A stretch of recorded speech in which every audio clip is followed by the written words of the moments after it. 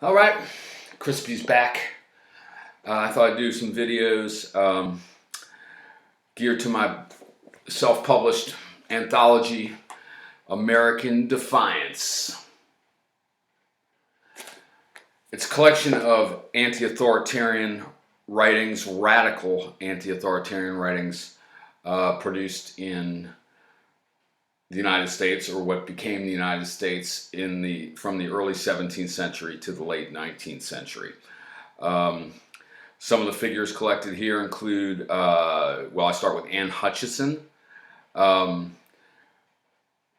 Woolman, Sarah Grimke, Frederick Douglass, Emerson and Thoreau, Lucretia Mott, and I finish up with Voltarine de Cleyre. There are a number of other people. I say Tecumseh, Sitting Bull. Now, one thing I want to say is that this is truly a magnificent radical history. And America has produced anti-authoritarian thought and incomparably radical anti-authoritarian writing and thinking and leadership since there was an America. And also, this history is far too little known. I mean, some of the figures obviously are very celebrated, such as Thoreau and Emerson. I think often the radicalness of their politics is not fully appreciated, however, or Douglass. But others are almost unknown, and that's truly unfortunate. If I could take just one little slogan to summarize the whole history, I'd do it from the great Quaker minister, feminist, anti-statist, pacifist, anti-racist, Lucretia Mott. Call no man master, she says. That is the true doctrine. Now, Lucretia Mott came out of a religious tradition, and one thing I think that's very clear, especially in the first, half of the book, is that America was an extraordinarily religious place through the 19th century, or at least, quite until the end of the 19th century. And virtually everyone, I mean, it still is in its way, and virtually every one of the earlier authors appeals to religious teachings, religious doctrines. Quakerism is one magnificently radical, Protestant religious tendency, but there are a number of others. Say Emerson's Unitarianism, which he departed from in a radical direction, but was still quite a radical set of teachings in its way, or in its context. Now, what I would say about the religious quality of a lot of these texts is, don't let that put you off. I mean, if you don't share the Christianity of a number of these figures, first of all, that's a way to speak the language of your audience in this context. And second, it's at least part of what enabled these people to take very wildly courageous radical stances.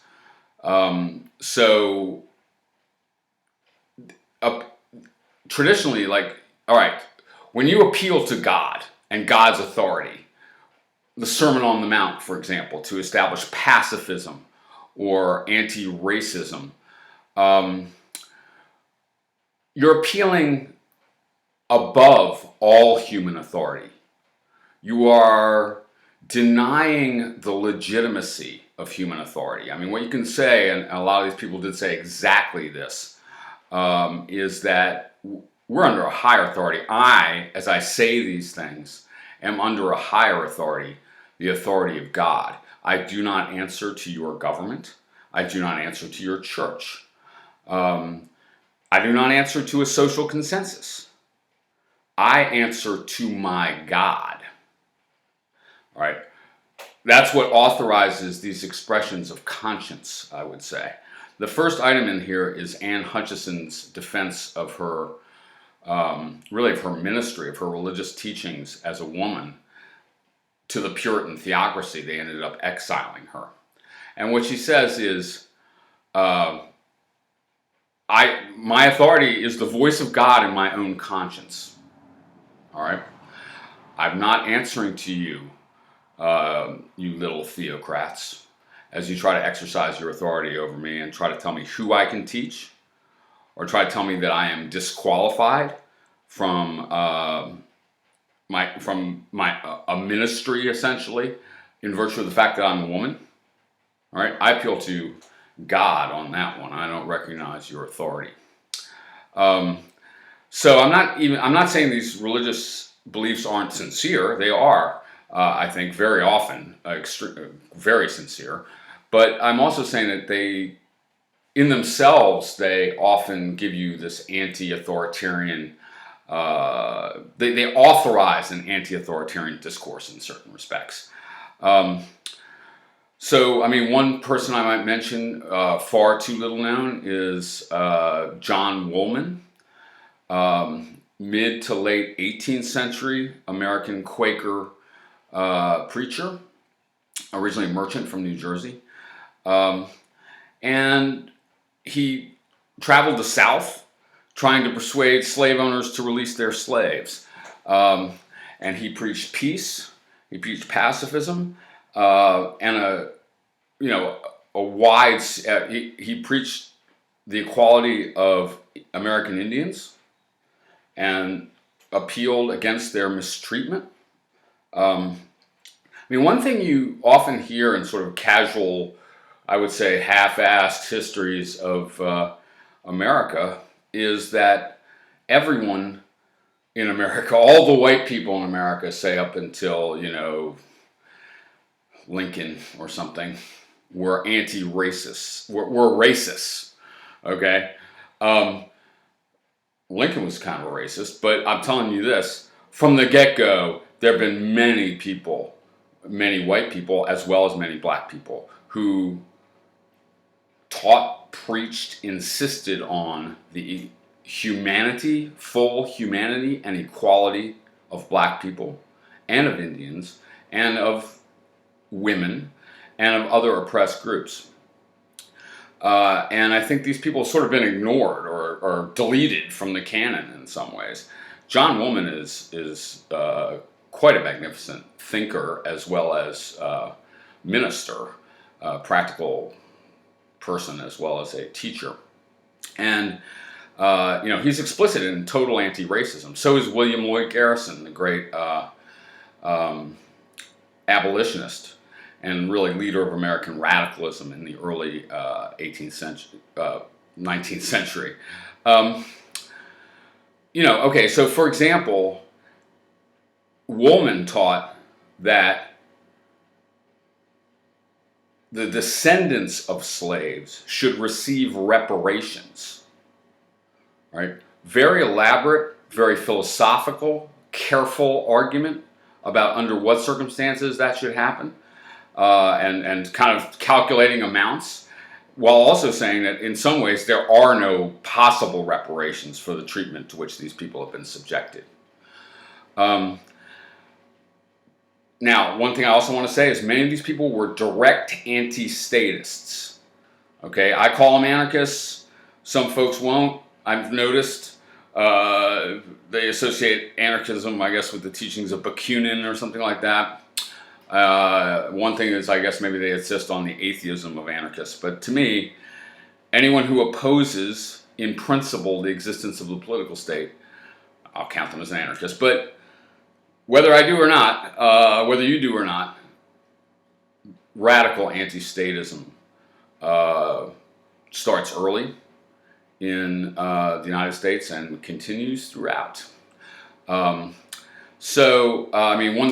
give you one sample here, and this will also a little bit of the religious flavor of some of these texts and the function of an appeal to God for many of these people, especially early in this history.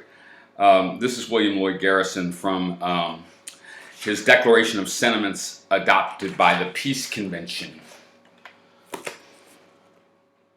one of the texts collected herein, in American Defiance.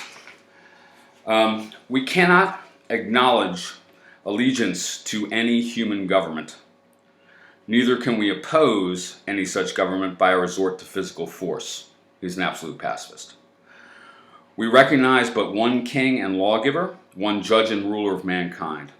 We are bound by the laws of a kingdom which is not of this world, the subjects of which are forbidden to fight, in which mercy and truth are met together and righteousness and peace have kissed each other, which has no state lines, no national partitions, no geographical boundaries, in which there is no distinction of rank or division of caste or inequality of sex, the officers of which are peace, its extractors righteousness, its walls salvation, and its gates praise, and which is destined to break in pieces and consume all other kingdoms.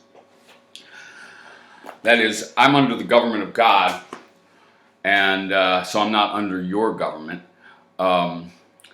And the government of God recognizes no distinction of caste, of race, of gender, and Garrison was a remarkable feminist as well. There really is, I think, we've woven through this a great feminist history that is, again, I think too little appreciated.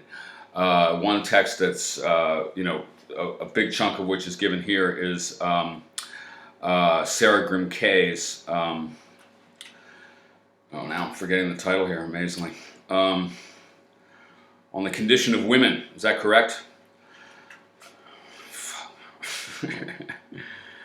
On the letters on the equality of the sexes. Again, Sarah Grimke was a Quaker. Actually, she and her sister Angelina were daughters, came from South Carolina, were daughters of the Chief Justice of the state, and had grown up as in a slave-owning family. But they became eventually settled in Boston, but were radical abolitionists, advocates of peace, anti-status, and wonderfully radical feminists, and perfectly clear as well. I mean, I would say that often, Margaret Fuller's text, Woman in the 19th Century, is taught, at least selections of it in introductions to feminism or histories of feminism. Grimke's letters comes about 10 years earlier, or longer, and is at least as clear and, maybe better written for my money, more readable, but it does have this religious orientation and appeal as well. In addition, there's really some amazingly radical writing by African Americans. David Walker's Appeal, published in 1839, which is just a scathing condemnation of American slavery and racism. Amazing, really, an act of physical courage. That's what I would say about a lot of these texts, is that they constitute acts of physical as well as intellectual courage. You could be oppressed,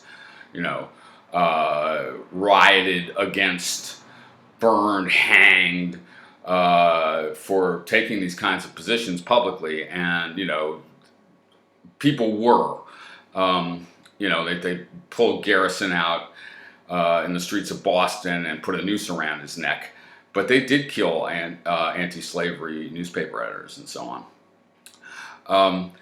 And there's a very unknown, unless you're really have done some serious research on Frederick Douglass, you're unlikely to have read the wonderful, it's actually commencement speech by Douglass that's included here. This rather hilarious interview with Sitting Bull, one of the last texts in here, in which the first question, it's a New York Herald reporter, and he doesn't really understand anything Sitting Bull is saying. But one thing Sitting Bull is saying is, "I'm not a chief. Now, you call me a chief. I don't know. People seem to respect what I say, but I really don't believe in things like chiefs." And the reporter is just like, "What? Obviously he's just kidding around, or like this is just part of his little act or something like that. I don't think so. Okay, he's articulating a completely different image of how human beings should interact, or what power is or could be or should be. There's really a very radical text by Tecumseh in here as well. At any rate, what I'm going to do is dip into various themes and moments from this. Like take a stroll through the feminist texts in here. I mean, it's a pretty thick book. There's a lot of material in here. Take a dip through the anti-racist abolitionist material. Maybe some of the early anti-federalist texts that are included here. Eventuating in the kind of anarchism that you get in Voltarine de Cleyre, and Josiah Warren is another figure who's in here that I've done a lot of work on. Anyway, maybe that's enough to start out with. I guess I'm back on YouTube. How exciting for you. Okay, later on.